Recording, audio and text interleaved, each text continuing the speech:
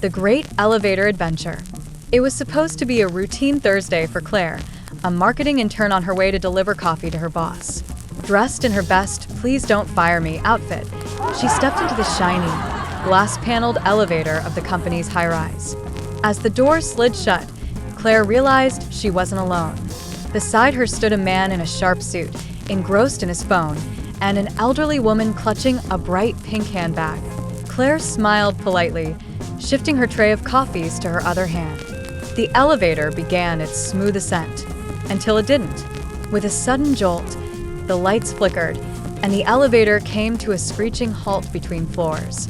"Great," Claire muttered, stuck in a box with strangers. Could this day get any worse? The man in the suit glanced up. "No signal," he said, holding his phone in the air. The elderly woman sighed dramatically, pulled out a candy bar from her bag, and began eating. "This is just like the time I got stuck in a revolving door in 1987, she said. Claire nodded awkwardly, unsure how to respond. "I guess we just wait?" But then the twist began. Twist 1, the surprise escape artist. The man in the suit, who'd been silent up until now, suddenly took charge. "No need to panic," he said, tossing his phone aside.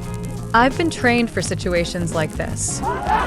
He proceeded to remove his tie, roll up his sleeves, and inspect the emergency hatch on the ceiling. "We'll be out in no time." Claire and the elderly woman watched as he climbed onto the railing and pushed against the hatch. It didn't budge. He pushed harder. Still nothing. "That's odd," he muttered, pulling a hairpin from his pocket. "Good thing I know how to pick locks." Claire raised an eyebrow. "Why do you have a hairpin?" The man froze. No reason. After several minutes of grunting and groaning, the hatch popped open, and a pigeon flew in, landing squarely on his head. "Ah!" he screamed, flailing wildly as the pigeon flapped around the confined space. Twist 2, the grandma who knows too much. While the man tried to regain his dignity, the elderly woman chuckled. "Amateurs," she said, pulling out a small toolkit from her handbag. "Why do you have that?" Claire asked, startled. "Retired locksmith," the woman said with a wink. She went to work on the elevator panel, her candy bar dangling from her lips. In less than a minute, she had opened the control box. "Voila," she declared triumphantly, just as a loud buzzing sound filled the air and the elevator started dropping. Twist 3, the plot thickens. "Did you just make it worse?" Claire shrieked, clutching the coffee tray like a life preserver. The elevator stopped again, this time with a softer jolt. The doors creaked open slightly, revealing a broom closet. "That's not the lobby," the man said, peeking out. "No kidding," Claire muttered. The elderly woman frowned. "Must have hit the wrong wires. Let me try again." Before she could, a janitor opened the closet door, looking as confused as they felt. "How did you all get here?" "We're stuck in the elevator," Claire explained, exasperated. "This isn't an elevator exit," the janitor said, pointing to a maintenance shaft. "Clearly," the man in the suit said, brushing pigeon feathers off his shoulders. Twist 4, the unexpected alliance. The janitor, shaking his head, grabbed a walkie-talkie. "Hang tight. I'll call for help." But before he could, the elderly woman grabbed his arm. "No need," she said. "I've got it." "Do you always have it?" Claire asked. "Of course," the woman said, climbing into the maintenance shaft like a ninja. The man followed, muttering, "I can't let a senior citizen show me up." Claire hesitated, staring at her coffee tray.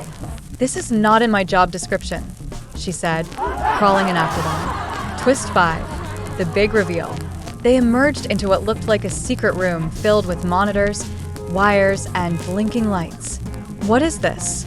Claire asked, eyes wide. The elderly woman smirked. "A control room. Every building has one." The man in the suit stared at her. "How do you know that?" "I might have been an international spy before I was a locksmith," she said casually. "You're making that up," Claire said. The woman pulled out a badge from her handbag. "Am I?" Claire and the man gawked. The final twist. Before they could process this revelation, the building's security alarm went off. Red lights flashed, and a robotic voice blared. Unauthorized access detected. Oops, the elderly woman said. They scrambled back into the maintenance shaft, laughing hysterically as they made their way back to the elevator.